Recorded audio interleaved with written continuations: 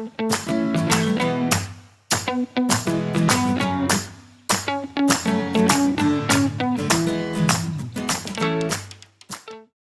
welcome to Investigate with Kate.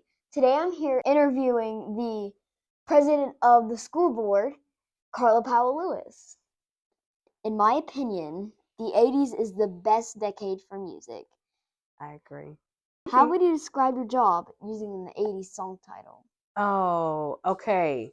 So my job is very interesting. I am a Michael Jackson fan. So I would describe it in the song Beat It. No one wants to be defeated. So that's my favorite. And that's the way I would describe it.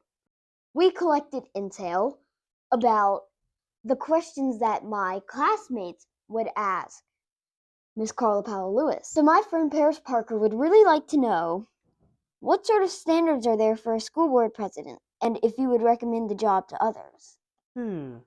So that's a really good question. As school board president, I'm the one who kind of guides the meetings.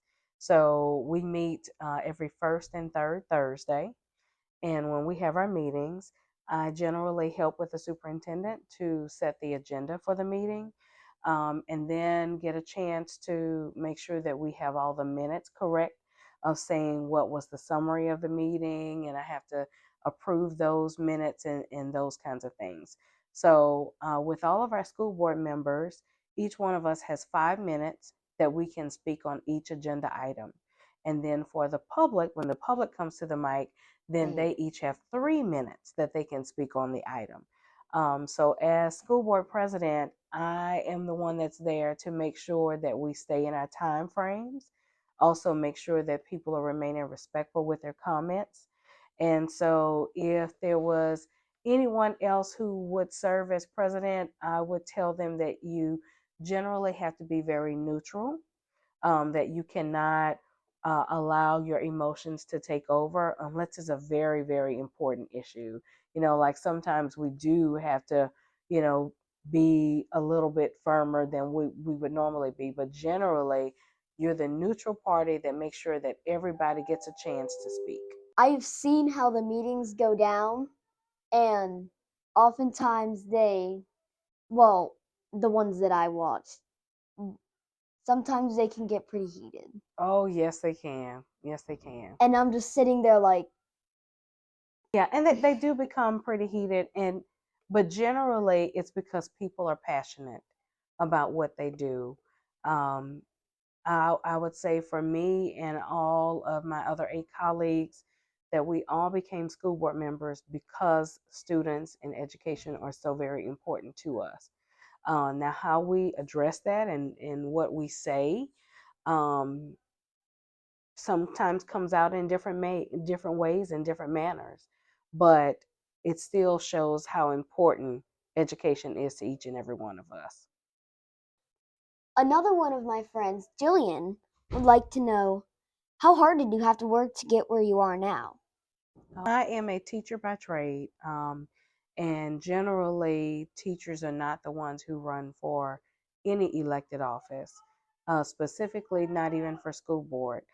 When I think about the school board members that we have now, um, one, two, three of us have school experience, like we literally worked at a school.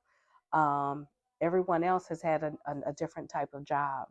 And so it's been an uphill battle, meaning that it's been a little bit of a struggle because, number one, no one knew my name in the community before I ran for school board because I was busy in the classroom teaching.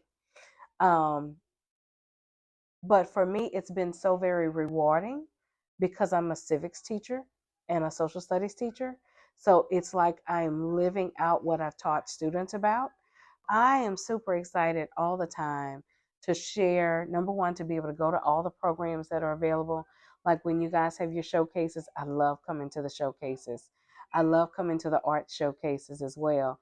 Um, it shows the talent in our district and the talent in Baton Rouge that generally people don't know exists. And I love not only coming to the events, but I try to take as many pictures as possible, post them all on social media, and tell people the next time they have this event, you need to come. And so that's what I try my best to do, is to bring exposure to our students and our teachers in our district. I just love the community in Baton Rouge. It's Yes. just absolutely amazing. Yes, it is. It is. I'm appreciative that in Baton Rouge, we don't really see color.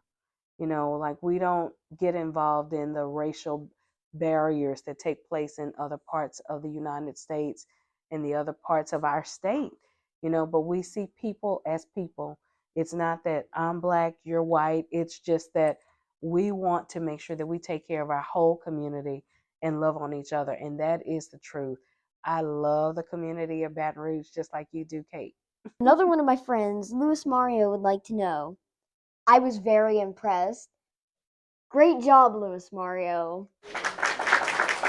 In your opinion, what is the most important subject in school, and what was your greatest challenge as a student?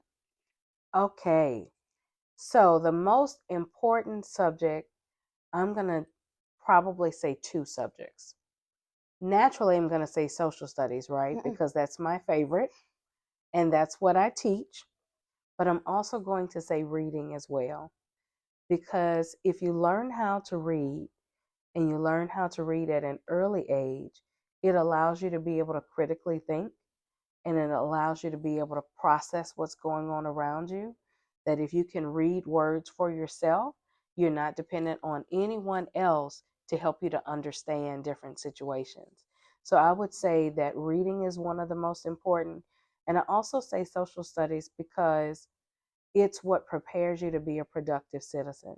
In social studies, you learn about the world around you.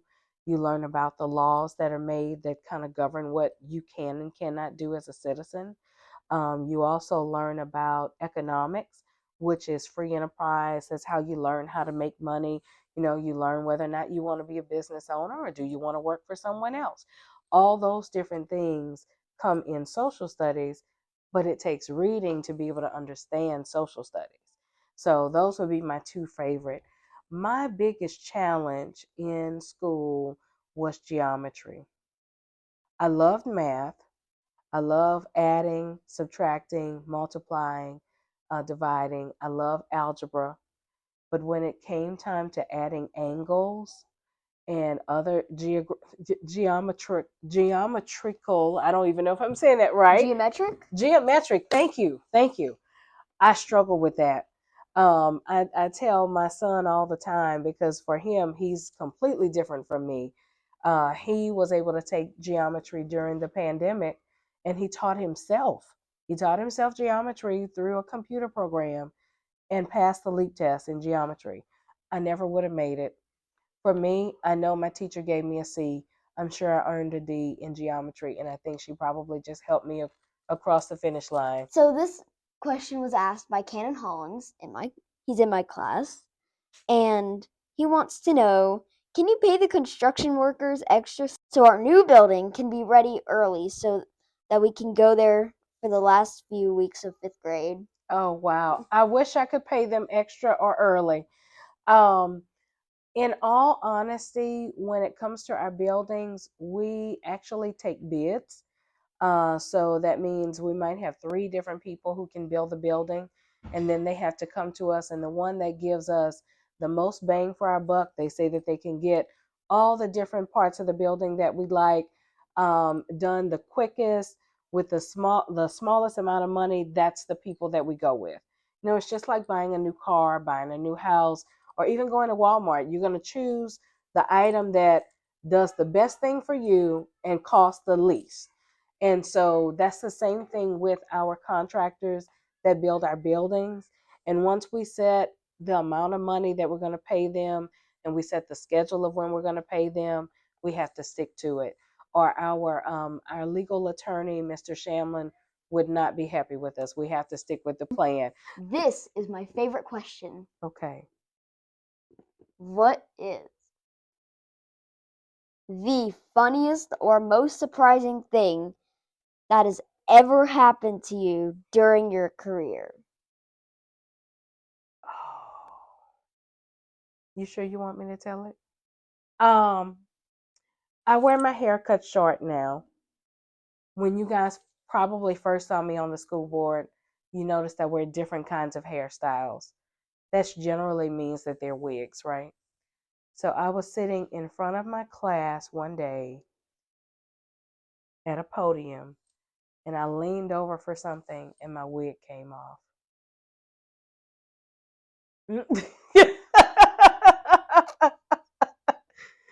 And me being me, I wasn't embarrassed. I started laughing just as hysterically as the rest of the class. Thank you for watching Investigate with Kate. And I just want to say a big thank you to Miss Carla Powell-Lewis for coming out to my school. Absolutely. And also, again, a thank you to everyone who submitted questions for me.